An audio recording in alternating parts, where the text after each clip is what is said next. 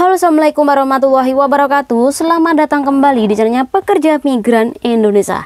Kawan-kawan semuanya, bagaimana kabarnya ini hari? Semoga kawan-kawan semuanya sehat selalu di perantauan, amin. Semoga kawan-kawan semuanya dijauhkan dari mara bahaya dan dipermudah segala urusan nggih, amin. Nah kawan-kawan, kali ini kita bakal membahas tentang berita mengenai PRT yang dimana dia ini telah dibawa oleh penegak hukum karena melakukan sesuatu hal terhadap bocil yang ia jaga. Dan ini sekali lagi bukan untuk membuli atau bukan untuk menjelekan, karena apapun yang kita bahas ini sebagai pelajaran, jangan sampai ada kasus yang sama nantinya ya. Apalagi bagi anak baru yang pengen bekerja di negara ini, khususnya usahakan untuk lebih bersabar, karena ketika sampean jaga bocil tanpa sabar, ini membahayakan kerjaan sampean. Sampean bisa deportasi, sampean bisa diputus kontrak, sampean bisa dimasukkan ke sel ketika sampean ini melakukan kesalahan atau pelanggaran terhadap anak jagaan bose sampean nggih. Oke, bagaimana tentang kasusnya? Kini simak videonya sampai habis tanpa berbasa-basi, tanpa lama-lama, dan ini adalah kasusnya. Oke, tanggal 7 November hari Selasa, berarti kemarin ya.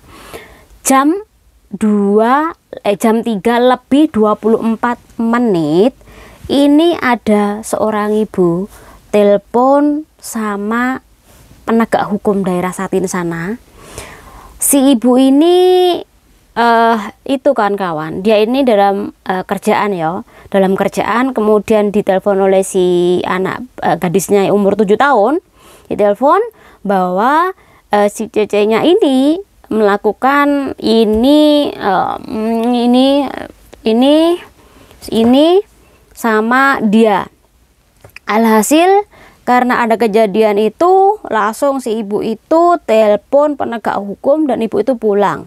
Nah, ketika si ibu itu telepon penegak hukum, di situ dia menceritakan bahwa PRT-nya ini telah menyerang bocilnya dia yang umur 7 tahun tadi menggunakan tangan di bagian ini ya. Nah, PRT-nya ini berasal dari PL sana, umurnya 36 tahun. Setelah mendapat laporan dari ibunya, maka si polisi ini langsung bergegas menuju kediaman juragan tersebut, yaitu yang berada di daerah Satin, Wangpo 1 sampai dengan 15, daerah Satin sana. Setelah polisi datang ke sana, kemudian hal yang dilakukan pertama kali adalah melakukan penyidikan. Dan di situ menganggap bahwa kasus ini adalah sebagai kasus ini dan kasus ini pelantaran anak. Jadi setelah adanya kasus ini dan penetapan kasusnya, akhirnya nanti bakal ada persidangan. Namun sekali lagi PRT-nya ini belum ditahan ya kan kawan. Jadi kalau belum ditahan berarti lukanya sebenarnya tidak serius. Tapi sekali lagi karena dapat laporan, secara otomatis polisi ya harus menegakkan hukum tadi ya. Dan setelah itu si PRT-nya ini memutuskan kontrak kerja karena sudah tidak betah kerja di situ. Oke kawan-kawan, di dalam situasi seperti ini mungkin kan kawan pasti ada sedikit pandangan ya, pandangan mengenai bagaimana status ini, kemudian siapa sih yang bakal disalahkan dari kedua belah pihak. Oke, yang pertama sekali lagi kita bicara fakta ya loh. Kalau kita jaga bocil ini memang butuh kesabaran yang seluas samudra ya. Kita harus sabar, kita harus ngalah, kita harus lebih mengayomi, kita harus lebih merendahkan diri kita. Betul nggak? Banyak kawan-kawan yang kerja sini kalau sudah jaga bocil ini banyak yang mengalah, karena kita tahu bocil sini ini tukang nyocot, ini salah, itu salah. Kemudian tukang apa ya, judeng sana, judeng sini, minta sana, minta sini.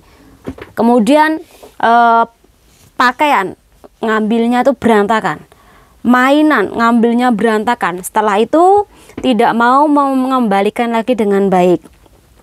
Apalagi maknya dia ini kadang-kala cerewet banget.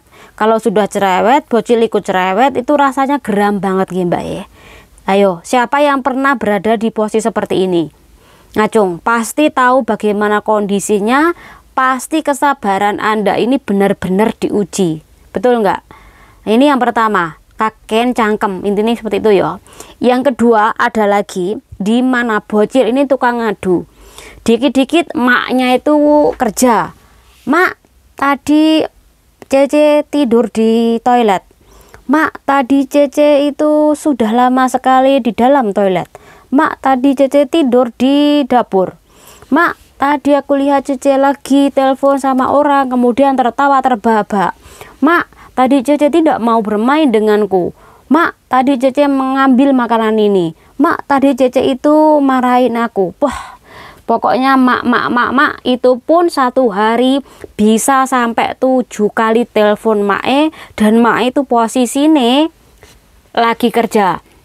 Apakah maknya ini menyalahkan bocil? Enggak, pasti ujung-ujungnya nanti juga nyalah nih Mbak E. Kenapa kok anak seperti itu tidak diturutin dan tidak diajak main, tapi kerjaan banyak banget ya. Jadi sekali lagi kita tuh serba salah loh Mbak, betul enggak? Ini fakta loh, fakta yang ada dan fakta di lapangan. Oke. Nah, sedangkan ini juga ada kasus-kasus lainnya yang harus kawan-kawan ketahui.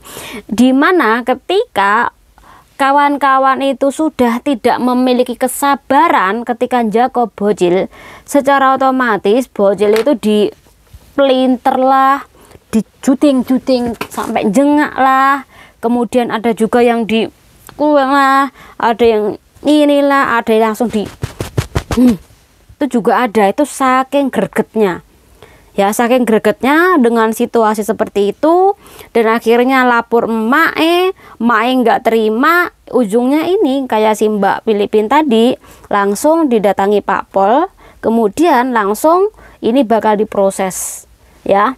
Nah kawan-kawan, ini cuma saran saja, khususnya buat adik yang baru kerja di negara Hong Kong. Seandainya sampean jaga bocil, usahakan punya kesabaran. Tapi kalau sampean tidak memiliki kesabaran dan itu benar-benar menguras kesabaran dan otak kita, saking kita emosi dan membuat kita itu apa ya kan kawan, ya kerja nggak konsen.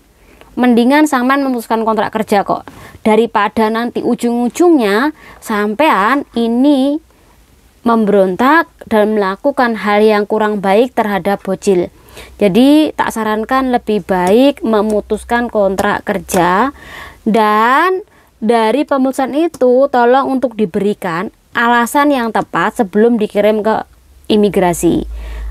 Bilang bahwa Anda sudah tidak kuat dengan perilaku dari bocil anak jagaan Anda. Itu lebih baik daripada Anda tidak memiliki alasan, kemudian Anda itu mendiamkan, sabar, ujung-ujungnya sudah gondok, sudah emosi, sudah terlalu banyak sakit hati, untung-untungnya nanti dibanting. Jadi usahakan mending putuskan kontrak kerja saja nggih. Kayak Mbak PL ini udah capek, udah kesel, udah emosinya tak tertahan, ya dikrus itunya si bocilnya. Ya ujungnya gimana? Tangkap polisi, kehilangan kerjaan, deportasi, tidak boleh bekerja lagi di negara ini ya. Jadi betapa sulitnya kita tuh menghadapi pilihan ini. Ngelawan salah, diem sakit, memberontak juga takut, kemudian memutuskan kontrak kerja, tahu sendiri nanti kesulitan cari bos lagi. Ya sebagai PRT memang kita serba salah ya.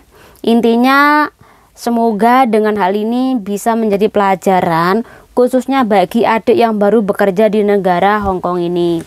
Ya, ingat pokoknya jaga bocil itu memang harus ekstra sabar.